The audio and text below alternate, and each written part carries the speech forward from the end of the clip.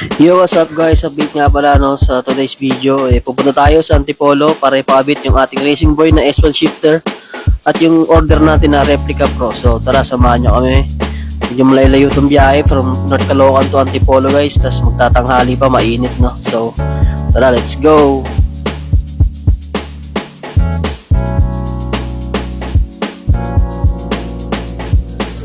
So guys, kung nagtataka kayo bakit sa Antipolo pa ipapakabit wala nga ako nakita rito na malapit sa Caloocan guys, yung talaga nagbibuild ng street GP no.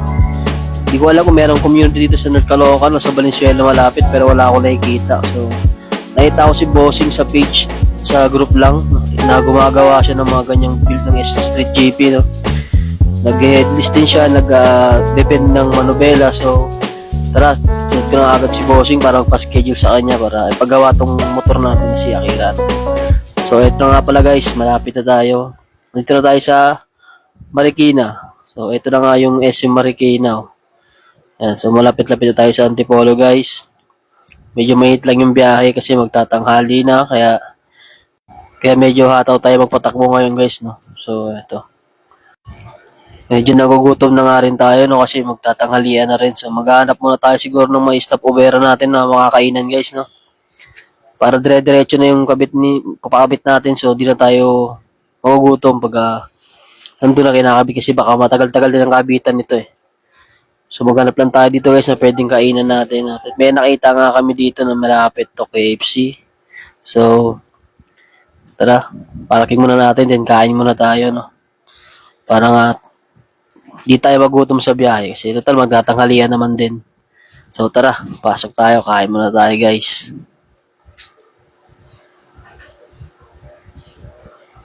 And then so ayun nga, tapos na tayong kumain, biyahe na naman. 10 minutes away na nga lang pala tayo sa pupunta nating lugar no, sa place ni Kuya. So tara, bakbakin na natin to para makarating na tayo. So ito na nga pala guys no, malapit-lapit na tayo. Papasok na tayo sa barangay ni Kuya. Ito nga pala guys, yung barangay, ano to? Ano ba tawag dito? Dito may yung arko dito na papasukan natin Nag-U-turn tayo. Ito, barangay Kupang, barangay Mayamot. So ito guys, update ko kayo pag kinakabit na no. Yan, ito na nga, nakabaklasan ni Kuya yung lahat ng putres, lahat ng lagay ng preno. So ito, kinabit niya na yung shifter natin guys. Pinabinda nga rin pala natin yung manobela natin no. Aangas no. Angas na ng tindig. So, ayun, dumating na yung order natin ng Replica Pro. Ginagawa na din ni Kuya ng bracket yan. Ayan. Siya na rin mismo gumawa ng bracket.